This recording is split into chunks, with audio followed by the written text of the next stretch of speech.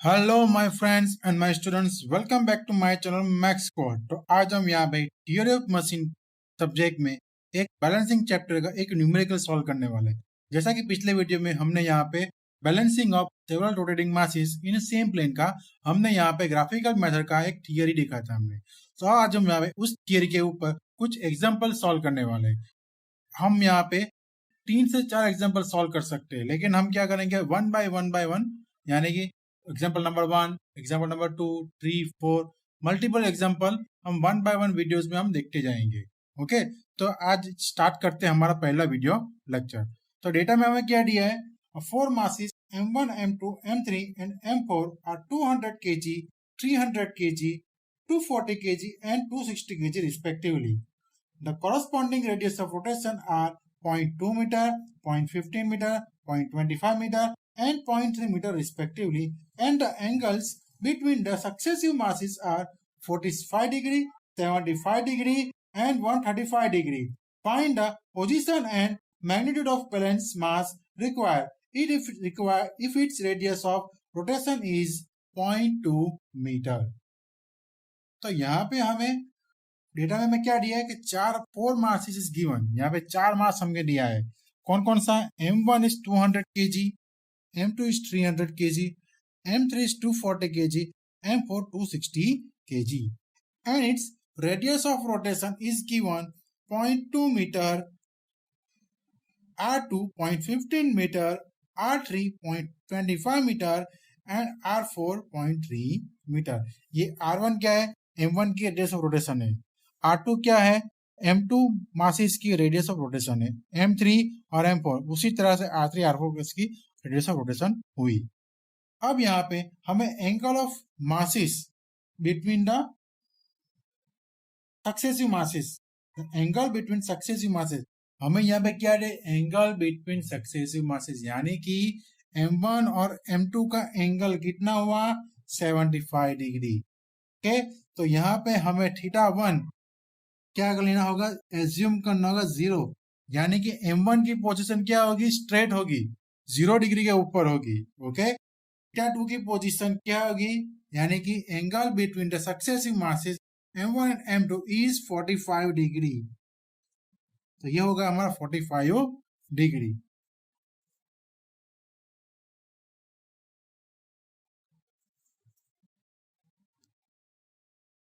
Three, यानी कि 45 plus 75, यानी कि हम यहाँ पे लिखेंगे 45 प्लस 75, तो कितना होगा?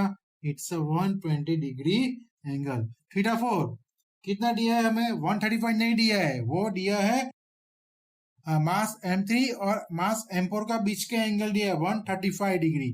ओके, तो हम यहाँ पे क्या करें? 120 प्लस 135, यानी क्या हुआ? 255 डिग्री। हम यहाँ पे ऐसा क्यों कर रहे हैं? क्योंकि हमें लास्ट टाइम वीडियो में हमने देखा था पिछले थियरी में कि क्या होगा, हम जब भी एंगल कंसीडर करेंगे, कहाँ से कंसीडर करें? With respect to X axis, यानी कि M1 की पोजीशन को से लेकर सारे मासेस की पोजीशन फाइंड करेंगे। तो इस तरह से कुछ ये हमारा एंगल भी हो चुका।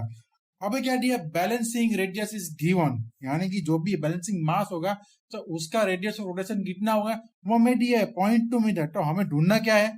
मास ऑफ बी, यानी कि बैलेंसिंग मास, उसका वेट कितना है वो हम फाइंड करना है, और उसकी पोजीशन क्या है वो हमें फाइंड आउट करना है। ओके, तो सबसे पहले हमें तो स्टेप नंबर 1 क्या करना चाहिए? तो ये हमारा क्या होगा? Steps number 1, the product of mass and its radius of rotation, यानी कि FC centrifugal force. Centrifugal force की इक्वेशन क्या है? FC is equal to mr omega square. लेकिन हम यहाँ पे सिर्फ m इंटू आर की कंसिडर करेंगे। क्यों? क्योंकि सारे मासेस एक ही शाफ्ट के ऊपर है और एक ही प्लेन के ऊपर है। ओके, तो क्या हो जाएगा? सबका जो एंगुलर वेलोसिटी वो सेम रहेगा। तो यहाँ पे हम क्या करेंगे? ओमेगा स्क्वायर कैंसिल कर देंगे, यानी कि सिर्फ मास इंटू रेडियस का ही प्रोडक्ट करेंगे। तो M1 into R1 200 into 0.2 40 kg into meter, M2 into R2 300 into 0.15 45 kg into meter, M3 into R3, M3 into R3, 240 into 0.25, 60 kg into meter. M4R4 216.78 kg into meter. तो ये हमारा हो गया first step. अब second step क्या करना है? तो सेकंड स्टेप में हमें क्या करना होगा? उसका स्पेस डायग्राम ड्रॉ करना पड़ेगा. क्या ड्रॉ करना पड़ेगा? उसका स्पेस डायग्राम. जो हमें यहाँ पे सब वैल्यूज हमें दी है. तो क्या करेंगे? सबसे पहले हम यहाँ पे एक स्पेस डायग्राम ड्रॉ करेंगे. तो सबसे पहले एक तो हम यहाँ पे क्वाड्रेंट सिस्टम का ये ड्रॉ कर लेते हैं सबसे पहले.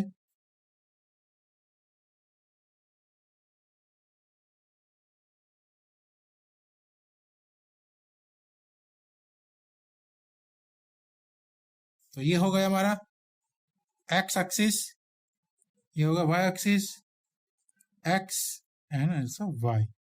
चलिए, तो हमें यहाँ पे सबसे पहले क्या करना होगा? हमें यहाँ पे हमने क्या एज्यूम किया था?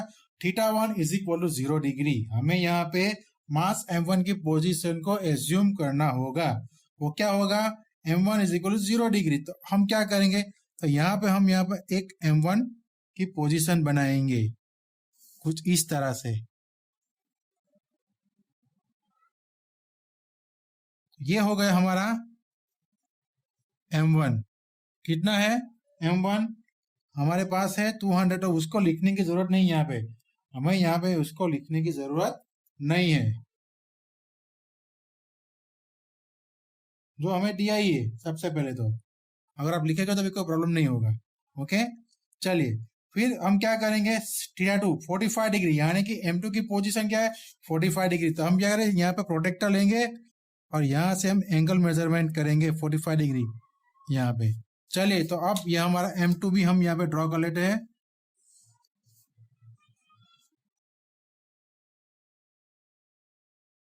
तो ये हो गया m2 मास 2. चलिए, फिर उसके बाद m3 की पोजीशन कितना है? 120 डिग्री. तो ये हम लेंगे 120 डिग्री. तो ये हमने 120 डिग्री बना लिया है. और m4 की भी हम बना लेंगे 255 डिग्री, यानी कि 180 255.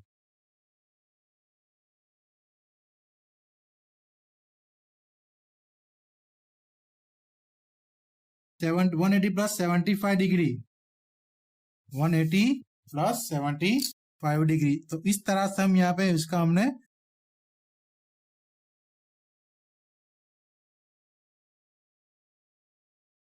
तो ये हो गया हमारा m4.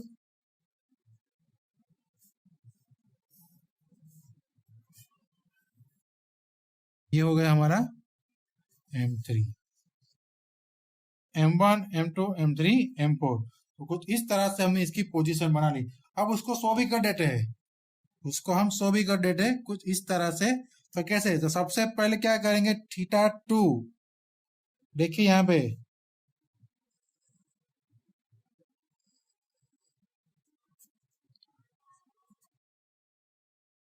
कितना है? 45 डिग्री. ओके, फिर होगा θ3 with respect to X axis. अब आपको मालूम पड़ेगा मैं क्या बोल रहा था. 120 डिग्री. तो ये जो एंगल है वो 45 है, और m2 और m3 का जो एंगल है वो 75 है. और लास्ट में हमारा m4 का एंगल. आप यहाँ पे देखिए मैं कहाँ से ड्रॉ कर रहा हूँ पोजीशन.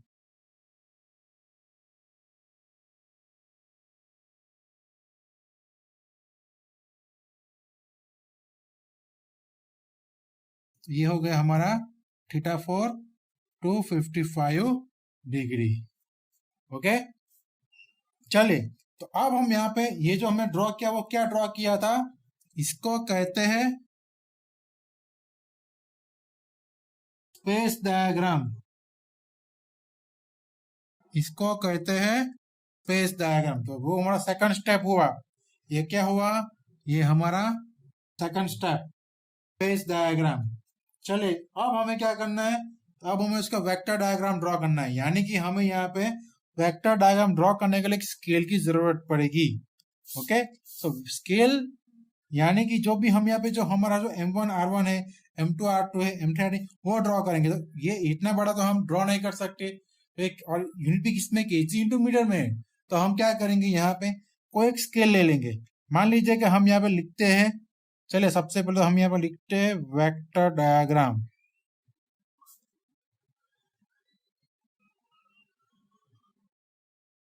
और इसके नीचे लिखते हैं स्केल।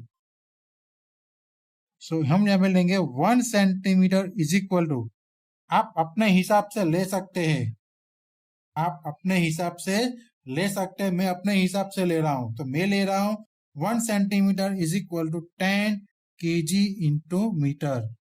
आप चाहे ले सकते हो, मेरे पास ये ड्राइंग बुक है, अगर आपके पास ग्राफ बुक है तो आप इस हिसाब से लीजिए, यानी कि 1 centimetre is equal 20 KG into metre. अब हमें क्या करना है, ये जितने भी सारे जो हमारे पास है वैल्यूज 40, 45, 60, 78, तो हम क्या करेंगे, इस स्केल से उसको डिवाइड कर देंगे। तो हमें क्या मिल जाए, हमें क्या मिलेगी, स्केल लेंथ मिल जाएगी। क्या मिल जाएगी, स्केल लेंथ, यानी कि हमें यहाँ पे कितना स्केल ड्रॉ करना है। ओके, तो मान लीजिए कि यहाँ पे 40 mm 40 केजी इंटू मीटर है, तो हम उसका स्केल क्या होगा, उसका स्केल क्या हो जाएगा, 4 हो जाएगा। 4 सेंटीमीटर ड्रॉ करेंगे हम इसकी लाइन, इसकी लाइन ड्रॉ करेंगे 4.5 सेंटीमीटर, यानी कि 40 by 10 4, 40 by 10 45, 60 by 10 6 centimetre, 78 by 10 7.8 centimetre. याद रखिए एग्जाम में आपको यहाँ पे ऐसा ही लिखना है, लेकिन पेंसिल से लिखना है, फिर बाद में उसको इरेज कर देना है। क्यों, ओके, बाद में एग्जामिनर को लगना नहीं चाहिए कि आपने यहाँ पे ऐसा किया है, तो वो क्या हो जाएगा, वो कैलकुलेशन में समझ लेगा। तो यहाँ पे आपको ये सिर्फ अपने टेम्पररी लिखना है, बाद में आपको इसको इरेज कर देना है। तो जो भी स्केल लेंगे उस स्केल को यहाँ से उसको डिवाइड करेंगे, और जो भी मिलेगा, हमें आंसर मिलेगा, वो होगी उसकी स्केल लाइन। ओके, तो सबसे पहले देखिए यहाँ पे M1 इंटू R1। अब यहाँ पे दिखाता हूँ कि ये जो डिस्टेंस है ये R1 है, ये जो डिस्टेंस है ये उसका R2 है, ये डिस्टेंस है ये R3 है, और ये जो डिस्टेंस है उसका R4, यानी कि radius of rotation, radius of rotation हुआ उसका। फर्स्ट M1 तो 0 डिग्री के ऊपर है, तो उसका लेंथ कितना है, M1 इंटू R1 4 सेंटीमीटर। तो हम क्या करेंगे, एक पॉइंट लेंगे यहाँ से, तो हम यहाँ से 4 सेंटीमीटर मेजर करेंगे। ये हो गया हमारा 4 सेंटीमीटर। ओके, आप यहाँ पे देख सकते हैं 4 सेंटीमीटर। अब हमें क्या करना है, हमें यहाँ पे अगेन फिर से 45 डिग्री एंगल मेजर करना है। तो हम यहाँ पे क्या करेंगे, 45 डिग्री एंगल मेजरमेंट करेंगे। तो ये हमने 45 डिग्री एंगल मेजर कर लिया। चलिए अब उसका लेंथ कितना है, 4.5 सेंटीमीटर। तो हम यहाँ पे क्या करेंगे, 4.5 सेंटीमीटर की लेंथ ड्रॉ करेंगे, 4.5। तो ये हो गया हमारा 4.5। रिमेनिंग लेंथ को हमें यहाँ पे इरेज कर देना है। फिर यहाँ पे क्या करना है, हमें यहाँ पे हॉरिजॉन्टल लाइन ड्रॉ करना है। क्यों, मेजरिंग के लिए, क्योंकि सारे एंगल कहाँ पे, विद रिस्पेक्ट टू M1, आप यहाँ पे देख सकते हो। तो ये जो एंगल हुआ हमारा, ये जो हमारा एंगल हुआ वो क्या हुआ, θ2 45 डिग्री। ये होगा वेक्टर OA।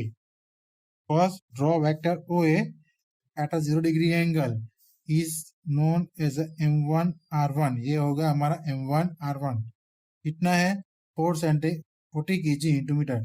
अब यहाँ पे M1 R1 भी लिख सकते हैं, या फिर केजी 40 भी लिख सकते हो। ओके, यूनिट आपको लिखना नहीं है यहाँ पे। ओके, हमने यहाँ पे स्केल ऑलरेडी लिया है M1 R1, और यहाँ पे आप उसकी वैल्यू भी लिख सकते हो। उसी तरह से हम यहाँ पे इसका वैल्यू कितना है 45 या M2 R2 ये लिख सकते हैं। तो ये होगा वेक्टर AB।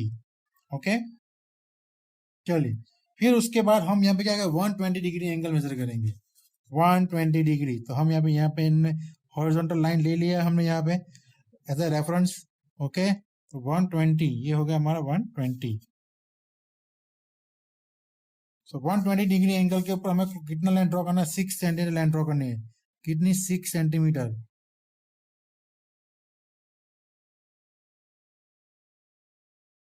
ये हो गए 6 सेंटीमीटर। तो ये होगा vector BC। Okay, so first step, draw vector OA at an angle 0 degree which represent m1 into r1, its value is 40 kg into meter. Then draw vector AB at an angle 45 degree which is represent m2 into r2 and its value is 45 kg into meter. Then next measure angle theta 3। ये जो हमारा angle है वो होगा theta 3, it's a 120 degree. Okay, so third step इसमें उसका vector diagram, first step m1 r1, second step m2 r2, third step होगा m3 r3। तो हम यहाँ पे लिखेंगे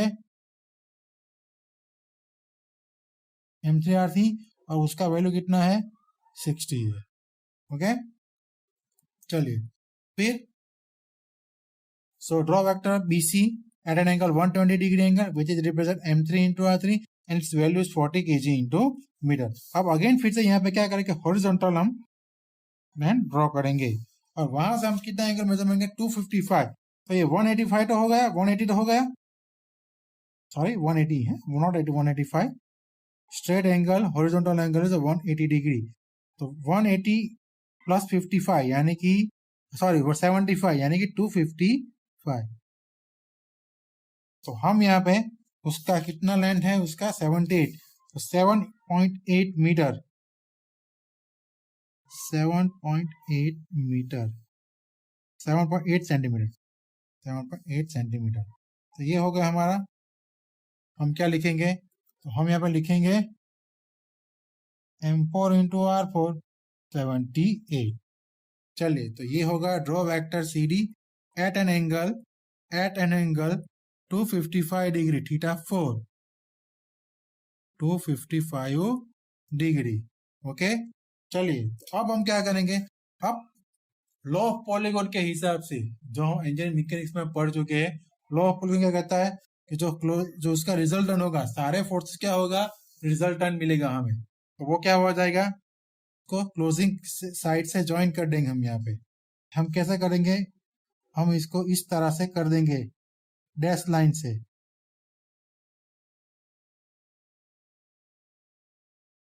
डैश लाइन से कर देंगे। ओके, अब ये जो हमें एंगल मिलेगा,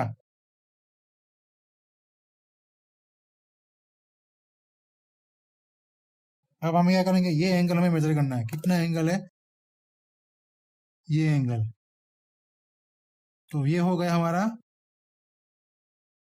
थीटा B।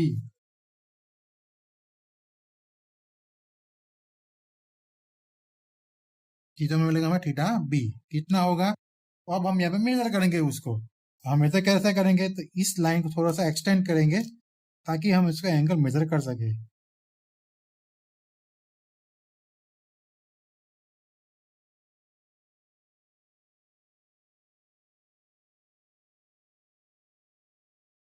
एंगल कितना हुआ, ऑलमोस्ट 19 to 20 जैसा हुआ।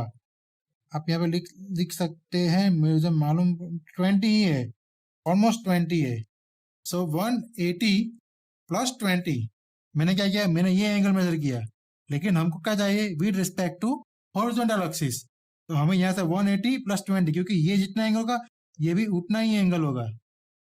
तो ये 20 है और तो पूरा क्या हो जाएगा 180 प्लस 20, यानी कि हमारा एंगल कितना होगा 200 डिग्री।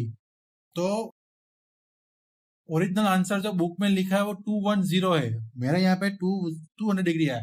तो इट्स ओके, इतनी वैल्यू चलेगी, लेकिन 195 198 नहीं चलेगा। 199 होगा, 202, तो उसके बीच में चलेगा। 3 to 4% एरर उसमें एरर हो सकती है, लेकिन इतनी बुरी एरर नहीं चलेगी कि 205 या 198। ओके, 199 भी नहीं चलेगा, 200 से 202 तक चलेगा। तो उतना आंसर मेरा आ गया 200 डिग्री। तो ये एंगल गलत भी हो सकता है, 201 भी हो सकता है। कैसे, क्योंकि हमारे पास जो होगा वो प्रोटेक्टर होगा, वो प्रिंटेड है, तो उसकी मैन्युफैक्चरिंग एरर भी हो सकती है। हमारे पास अच्छी कंपनी का होगा तो रहेगा, ये कैमलिन का है तो वो अच्छा है।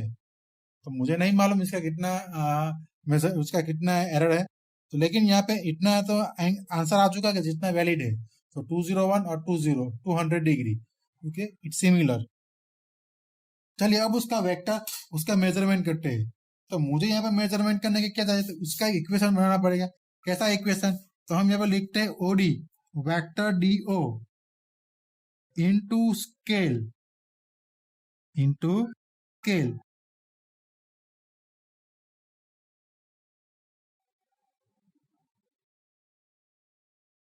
वो होगा मास, वो होगा M B into R B. वो क्या होगा, M B into R B, resultant क्या होगा, वो रिजल्टेंट होगा। ओके, चलिए तो फिर हम यहाँ पे इसको लिखते हैं M B into R B. चलिए तो डीओ हम मेजर करेंगे उसका, वो कितना मिलेगा हमें, वो हमें मिलेगा ऑलमोस्ट ऑलमोस्ट 2.6 जितना, 2.5 या 2.6। ओके, इंटू स्केल, स्केल कितना है, 10 है, स्केल कितना है, 10 है।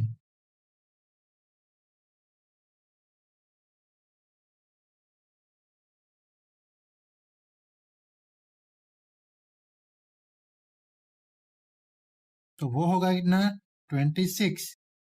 ओके, चलिए तो अब हमें क्या ढूंढना है, मास ऑफ बी, तो रेडियस ऑफ रोटेशन कितना है उसका, हमारे पास है 0.2, 0.2। ओके, इसको डिवाइड करेंगे, mass of B 26 divide by 0.2, तो हमें कितना मिलेगा,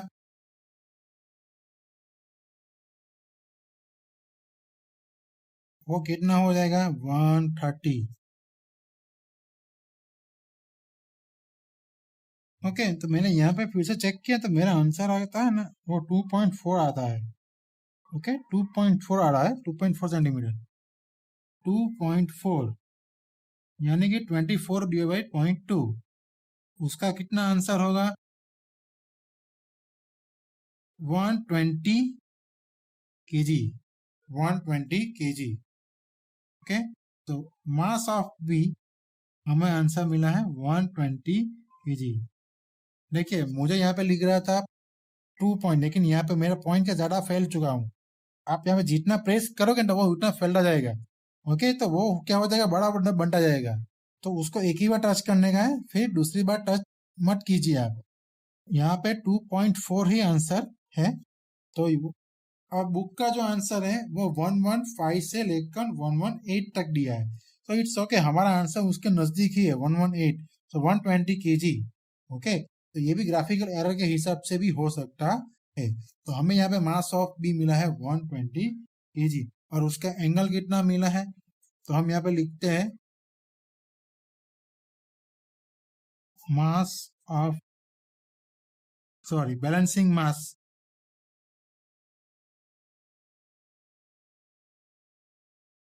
ये हमें मिला है बैलेंसिंग मास, और उसकी पोजीशन थीटा भी कितना है, 200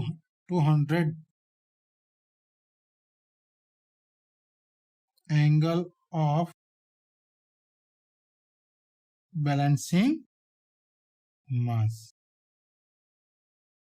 कुछ इस तरह से हमने यहाँ पे सॉल्व किया। तो फर्स्ट स्टेप हमारा हुआ the product of mass and radius, second step is space diagram according to data, then next step is vector diagram, draw the vector diagram as per scale, suitable scale लीजिए और draw कीजिए। तो ये होगा हमारा third number का step, vector diagram. और fourth number पे आता है हमारा यहाँ पे बैलेंसिंग मास रेडियस, फोर्थ। और फिफ्थ नंबर के ऊपर स्टेप के ऊपर हमें यहाँ पे एंगल ऑफ बैलेंसिंग मास हमें मिल जाएगा। ओके, तो कुछ इस तरह से हम यहाँ पे है। अब यहाँ पे आपको थोड़ा सा कलरिंग भी कर सकते हैं, आप यहाँ पे, आप यहाँ पे ऐसा कर सकते हैं।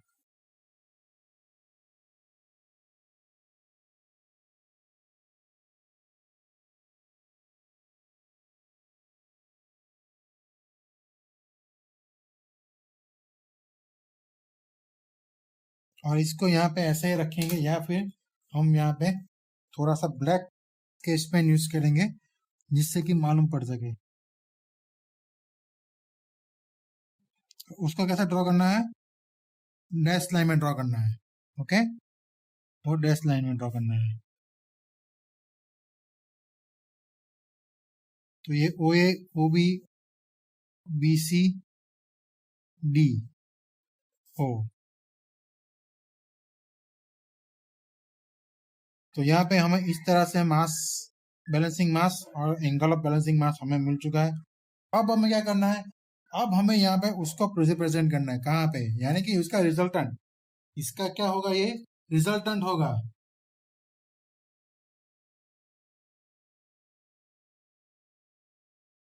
ठीक है, तो ये हमारा जो है वो कहाँ पे 200 डिग्री। तो अगेन हम क्या करेंगे,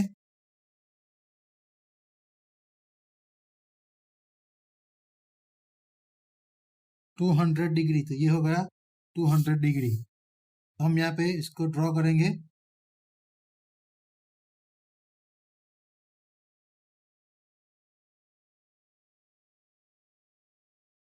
तो ये जो होगा रिजल्टेंट फोर्स होगा, क्या होगा, रिजल्टेंट फोर्स, और ये बैलेंसिंग फोर्स है। तो ये इसको हम लिख सकते हैं यहाँ पे बैलेंसिंग फोर्स। ओके, और उसका रिजल्टेंट कैसा होगा, उसका ऑपोजिट होगा।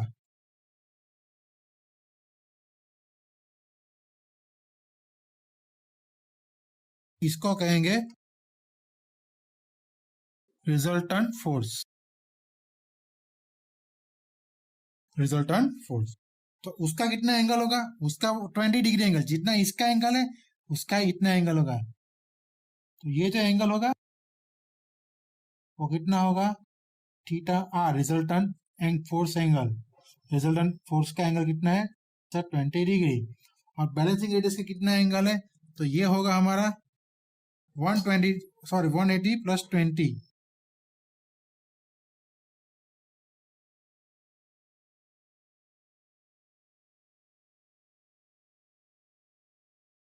को कहते हैं थीटा बी, 200 डिग्री।